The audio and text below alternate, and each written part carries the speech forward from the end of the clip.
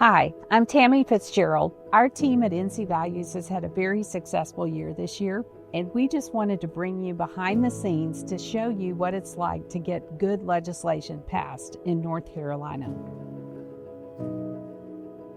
I'm the executive director. I do a lot of things. I wear a lot of hats. Chief among them historically has been helping to figure out what is our legislative agenda. What kind of laws do we want to get passed?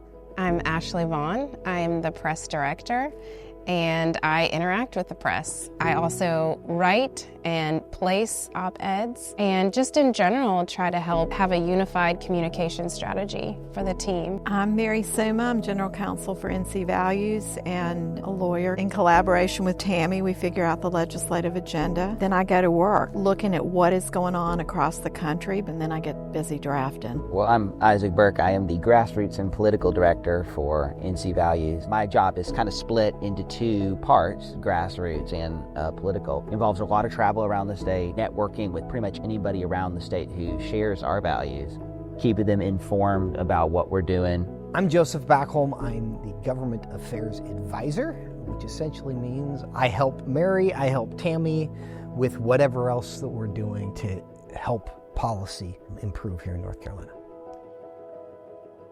Let's talk about how a bill becomes a law. We have celebrated HB 805, and a lot of people see a headline and see that a bill has become law and they think, oh, I guess that's good, I'm happy about that.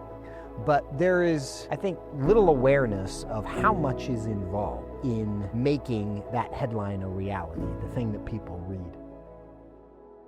I firmly believe that if you don't have the right people in office, it doesn't matter what you say to them. They're never going to advance your values if they don't share your values. Sometimes sharing your values is not enough. There are candidates who might share your values, but they may not be strong enough to withstand the pressures of being in office so that they can stand strong on the issues. And so we look at multiple factors. It's not just whether they share our values. We all know that there is a temptation for political candidates to say the thing that they think is going to be most helpful to them. And it's also very valuable to have the person who actually knows and says, no, they mean it and they don't mean it. And so you want to vote for the person that means it. Tammy and I have gone through the process where we talk to experts. I don't ever want to draft a piece of legislation that's going to make things worse rather than making things better. Once we decide what those problems are, we become experts on the issues. And then I get busy drafting. I mean, honestly, before I begin drafting, I pray, because a lot of the things that I've come up with, there is no way I could have thought of them myself. So it's a war between good and evil. I want them to be fortified, and I'm happy to help them. We want to rally as many people on behalf of what is good and true and right, so that there becomes huge overlap between good policy and good politics.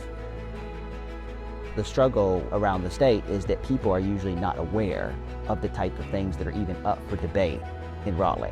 Part of where we come in is we have to keep people informed. Movements that last are rooted in something that is real. The things we're advocating for are based in things that are real. You have to be strategic and thoughtful about how you communicate with people and remember who you're really talking to, because again, there are people that are pretty much always going to be against what we're trying to do. There are people who are totally with us, and we really want to talk to the people that can be convinced and that can be brought along.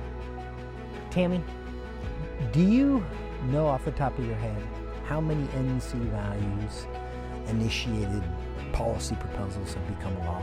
I'm guessing it's somewhere around 70. Why has NC Values been that successful? It's because we're proactively pushing, advancing legislation. We're not just sitting back and waiting to see what gets filed or waiting to see if legislators themselves think it's a big enough problem to deal with. We're actually bringing it to them.